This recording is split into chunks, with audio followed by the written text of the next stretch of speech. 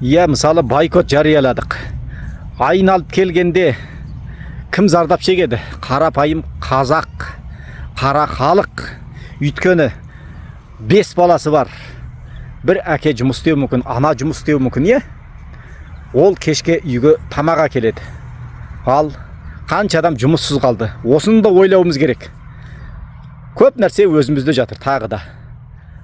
Айналып келгенде тағы да кім қырқысып жүр? Қазақ пен қазақ. Сотқа берген де қазақ, жұмыстан шыққан да қазақ, бойкот жариялаған да қазақ. Ал үлкен анау Магнумның бастықтарының былай айтқанда мұртын балта шаппайды дейді ғой, Құдай сақтасын, иә? Олар бәләнбай миллиардтаған, триллиондаған шөттерінде ақшалар бар, қанша бизнестері бар. Олардың ештеңкесі кетпейді. Қай қазақ қорасында малы бар, сиыры бар, сауып ішкен. Иә, бақшасы бар.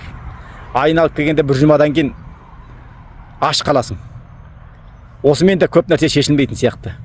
Бұның шешуі әркім өзінен іздеу керек. Әр қазақ менің жалғызым. Иә? Қазақ пен қазақ қазақша сөйлессін. Балаңмен қазақша сөйлесші. Қарапайым күнделікті сөзіңде орыс тілін қоспаңыздар.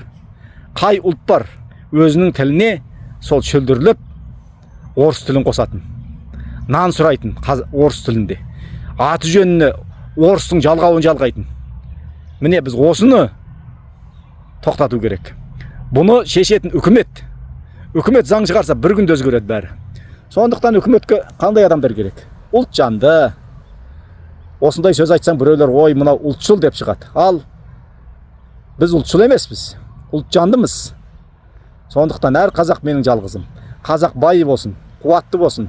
Еліміз аман, жұртымыз тыныш болсын.